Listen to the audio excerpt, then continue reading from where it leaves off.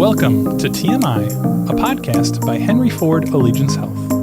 Today is a special high-tech version of TMI. It's the new year. We're doing a lot of cool new things, and we're talking about new tech, right, Tim? We got Tech the Tim Man over here. Yeah, something like that. Tim the Tech Man. Yeah, absolutely. And with the new year, technology is always coming out and improving, so it's kind of interesting to see what's out there. Right. A lot of people may have gotten some cool new toys for Christmas or the holidays. So we're going to talk a little bit more about how you can use these things. We're talking about health trackers, wearables, all sorts of fun things. Some apps included. Apps, absolutely. I am a little obsessed with this stuff because I am like a tech nerd and really into these kind of things. I track my sleep. I have a scale I use every day that tracks my weight. I track the food that I eat. I don't eat it unless I put it in my app. I've got blood pressure monitors over here. I've got, this is the new one right here, a temperature monitor. It's like a thermometer that you stick onto your child. And it's a thermometer sticker. Yeah, it's like a sticker, but it's Bluetooth, and it lets you know if their temperature gets too hot. So if your child has a fever, you don't have to wake them up every hour and check their fever. It will let you know and give you an alert. And I just ask Dave when I want to know about new things. Yeah, so I'm really into this kind of stuff. I'm super nerd. And this is kind of what a lot of health things are going to. They're all using these Internet of Things connected devices, hooking it up to your phone, your health app on your phone. Graphing it, giving you tons and tons of data. We're going to talk more about it, if that's useful, if it changes people's behaviors, and if it's just... It's good for our health. Yeah, maybe. Maybe not. Maybe. I know it works for me, but is it something that we see coming in the future? I know we hear a lot of things about Amazon starting their own health system, and, they're going to want to track your data to give you better benefits and lower prices. So it is the way of the future, and because of that, we brought some people into the studio here today to talk more about it. And Tim, would you like to introduce our guests? Yeah, our guests today are Mark Daly and Sarah Chapel. Thank you. Sarah, you have been on the podcast a couple times. I have been. You're a regular. That's true. It's fun. It's great to have you on. And Mark, this is your first time. Yes. Welcome to the show. It's a little different. This is Mark, we brought you on because you're someone who kind of uses these and has used these kind of devices for a while. Let's start with you, Mark. What do you use connected devices or wearable devices for in your daily life? I use them to track my activity and to track my sleep. I have a few health issues that require me to be aware of major changes in my life, and so I try and use it to track how much I wake up in the night, how active I am during the day, and things like that. Yeah, I slept for 5 hours last night and snored for 19 minutes, so not a very good night. Mine doesn't track my snoring, but it does track how many times I woke up and things like that. That's cool. And do you use this to modify your behavior at all? I try to modify my behavior with it. I think the thing that works most for modifying my behavior is the device in the summertime helps to remind me, hey, you need to get up and do something, because I can catch myself. I'm a teacher, and so in the summers sometimes I will sit down and start working on something and forget that I have been sitting for 3 hours like we do in the office. Right. It's completely understandable. I've done that before and gotten up and my knees hurt because I've been sitting too long, or my hips hurt, or whatever. So, yeah. And Sarah, welcome. Thank you. What is your kind of involvement with this whole health tracking thing? What do you do? So as a health coach, I talk to a lot of people who some of them wear these devices. Yeah. It's interesting to me to see people set goals that they're going to track so many steps a day, or they get this device and they think, now this is going to change my behavior.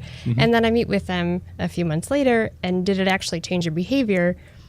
Not all the time. Exactly. Not all the time. So just putting it on, like just getting a gym membership doesn't make you get there. So there's more than that's a just good way to think about it, yeah. buying this device that's going to change the behavior. So Right. the thing you have to think about is, do you want a device? And if so, what do you want to track? And what are you going to do with the data? Yeah. Yeah, it's definitely interesting to see that kind of perspective. And I think it's also interesting to look at it from more of a clinical perspective where it's not necessarily changing your behaviors. It's giving your physician or doctor better insight into what you're actually doing. So they don't have to rely on you saying, oh, yeah, I work out twice a week or... People often overestimate how much they move. Right, exactly. Right. So I think that has some interesting potential in these devices. And we're seeing now that you can connect your phone to a medical electronic health record and have that information go to your doctor.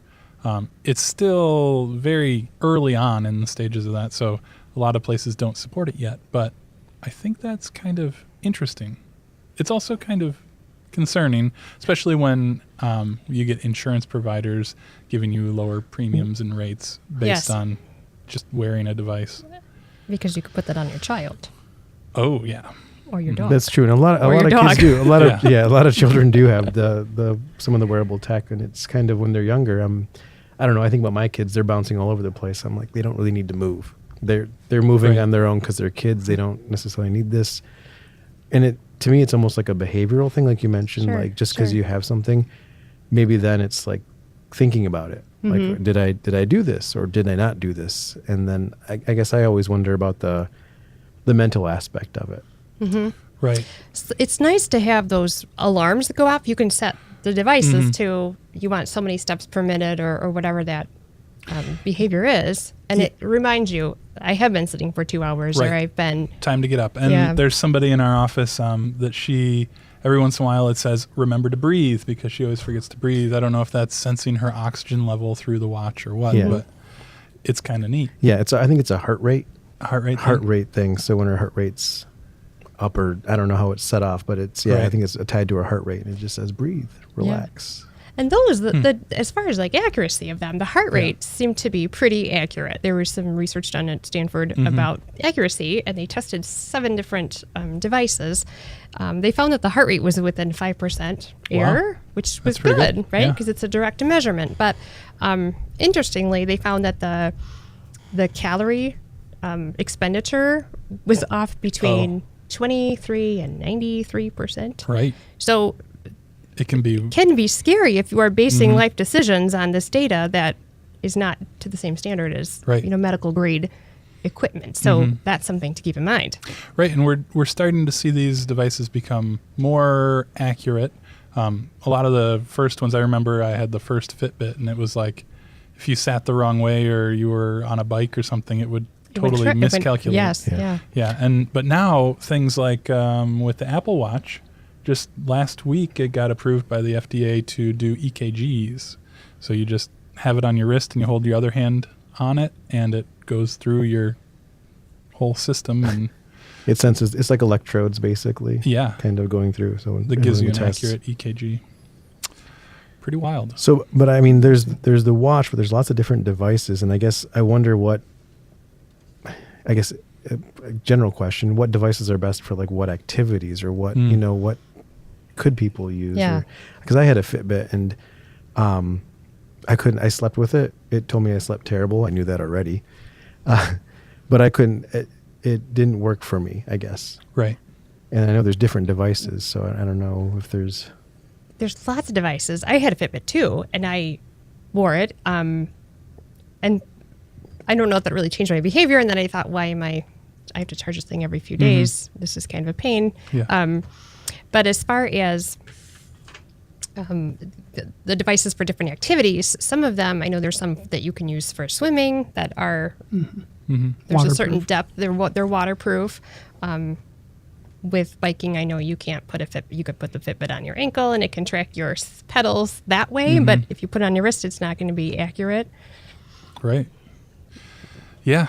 Yeah, it's You can tell it interesting. the activity, but I don't know if it measures accurately what you're actually doing. Distance-wise, I think it does, because I've worn mine to ride my bike for 15, 20 miles, and it's told me the distance. But As long as the GPS is probably built Right. into the device, depending on what level Mhm. of device it is, and there's a lot of, I guess, factors that probably go into that. So in our office, I know Dave has a lot of things Yeah. in the office that we all kind of play with because Dave brings them in. There's the scale that I kind of question still Yeah. with the app, with all the features it says it can do. Oh, it says it can track your bone muscle Density, and bone density and it's it says it can. And It's then wrong. It's wrong. there's, I know, the blood pressure monitor, yeah. the little automatic cuff thing Right. that we have, and I guess this is probably more for Sarah. I kind of question it when I look at it sometimes. I'm like, is it accurate? I guess how do we know? I know the blood pressure cuffs, those are usually Yeah. pretty accurate. The automatic ones, the thing you want to keep in mind is when you take your blood pressure, you want to make sure that you're sitting for 5 minutes, Yep. legs uncrossed, Okay. relaxed, your arm at the same height as your heart, so it's not hanging down at your side or too high up on a table. Okay. So that it's more of a, are you measuring correctly? Yeah. So it's just how you're using the How you're device using itself. it, and those can be off by 10-20% if you're not sitting the right way, or if you're slouching. So, but they're actually they're pretty accurate if you do it right. Right. And I had this one first that goes on your wrist, and it's wildly inaccurate. The wrist ones tend to be a little more Yeah, it inaccurate. did not work very well, and the battery died, and it's just a prop now.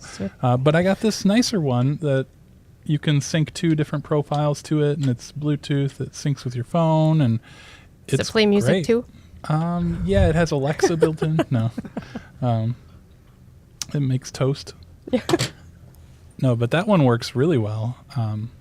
So have you and- measured it against another machine? Mhm. Just So, usually when I go to the doctor, they take my blood pressure then, and then the same day or the next day, I'll use this one to see if it's in the same range. And it's usually pretty accurate. good.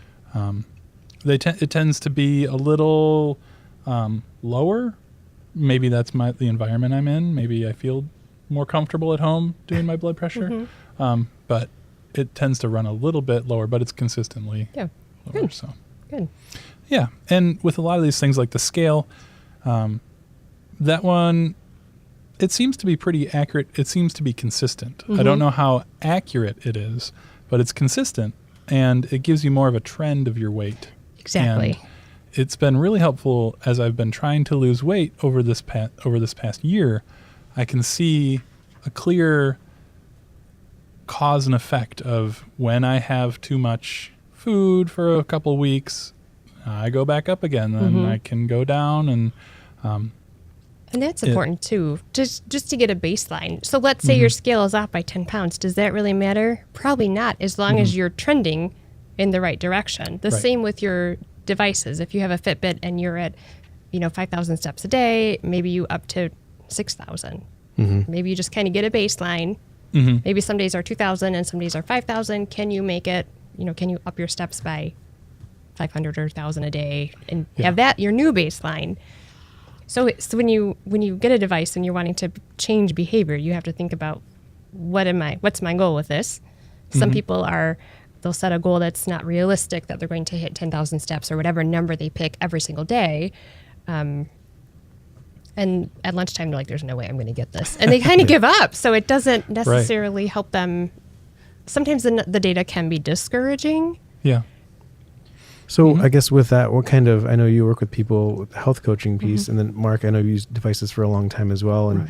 what's kind of helped, I guess, behavior wise to use these consistently and to use the data effectively, I guess? What advice would you have? I think for me, the thing that has helped is the alarm that says you've been sitting for a while, you need to get up and move. On my previous device, I had one that if you sat for more than 15 minutes, it would go off. This particular one that I have now, my Fitbit will tell me at the end of an hour or 10 minutes left to go in the hour, you haven't had 250 steps this hour. At which point I try and get up and move around. But I know that my competitiveness or my wanting to meet that leads me to do some things sometimes, like standing up and walking around in a situation where I'm in a training and I feel like, okay, maybe I can sneak outside for a minute and go for a short walk or whatever, instead of recognizing why I'm there. And so sometimes that's the hassle of it, is that I get stressed out by it rather than just recognizing, I'm in a certain situation and I just can't do that at this time. Okay. With like kind of saying some boundaries, I guess, understanding, like you said, where you're at. So yeah, and I've talked to people that are teachers, and they might get a lot of steps in a day, but it's not really enough maybe to get the heart rate up, or it doesn't track the length of steps. So there are some limitations, but again, it's what are you going to do with this, with the data? Yeah. And what happens if your Fitbit breaks? Are you still going to keep up your walking? Or what happens if, when you have to charge it and you reset it and now it's January 1st again, and you know what I mean? Sometimes that's frustrating for people. So they just kind of give up and they go back to old ways. Are you like the meme where it says, I can't get out of bed because my Fitbit's charging? Right. Yeah. That might be me. That would be me. I haven't gotten into the Fitbits or anything yet. I just kind of have other devices and stuff. And I use the phone will track your steps, but it's not accurate. Right. It gives you an idea sometimes. I look back occasionally and see how I'm doing in general over the month. And yeah, you can look back. How was I compared to last month as far as total steps, or last week or whatever? No, do you do any challenges with other people? I don't. Sometimes that helps people. Right. And for me, with my food tracking app that I use, I can see how many calories I consume and how much fat and sugar and all that stuff is in the food that I eat. And that, you were mentioning, Mark, the competitiveness. It really makes me want to get to my goals and not go over. And it's like a fun graphical way to kind of give me motivation to get that every day. So, and I think that's an interesting way, is making these concepts and ideas of health a little more understandable for people, and to put something like a little like fun into it. So I think that is an interesting way. Well, I would be the opposite of you, Dave. Yeah? Yeah. Because with the food tracking app, I look at it and I'm like, okay, this is a hassle. I'd use it for a day. I'm done. Or, wow, I really ate a lot of sugar today. Right. I guess that competitive part of me is, I guess, maybe not there when it comes to the health tracking stuff. It's just not the way I'm driven. I know I used the Fitbit for a little while and then I kind of fell off with it. And I know with the new year, there's probably a lot of people that are interested in the food that they're eating and things like that, and just tracking it. But I guess how do you stay with it? And I know Sarah mentioned the steps and the challenges with other people. Or with yourself, That one was difficult because I know I did challenges with other people, and I'd see people with like 15,000 steps average. Oh, yeah. I'm like, what are you doing? I don't want them on my team, right? I'm like, if I get 3,000 today, Right. That's better. So, and it's, One thing with tracking too, tracking something every single day can be very challenging. So maybe you just track with food, for example.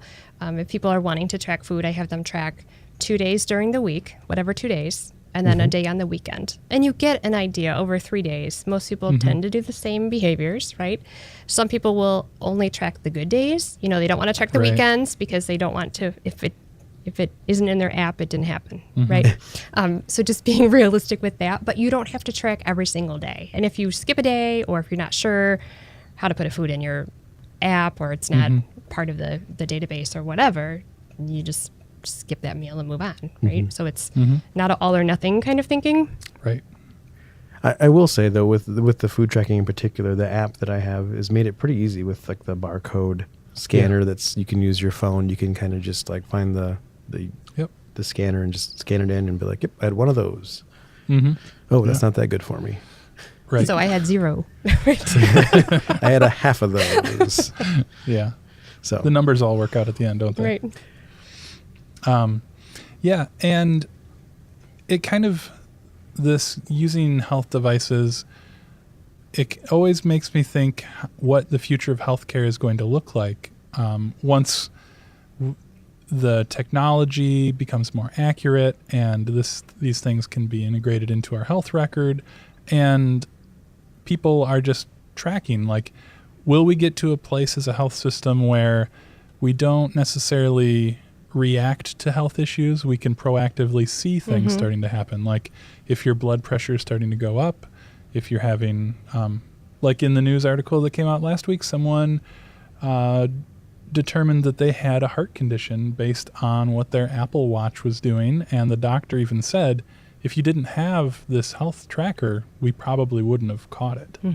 So it's things like that where we may not catch things as a health system just when someone comes in and they're sick or when they do their yearly very checkup. limited time, right? I mean, Right. it's just at one This point is in time. being able to have your doctor with you every step of the way, if we get there.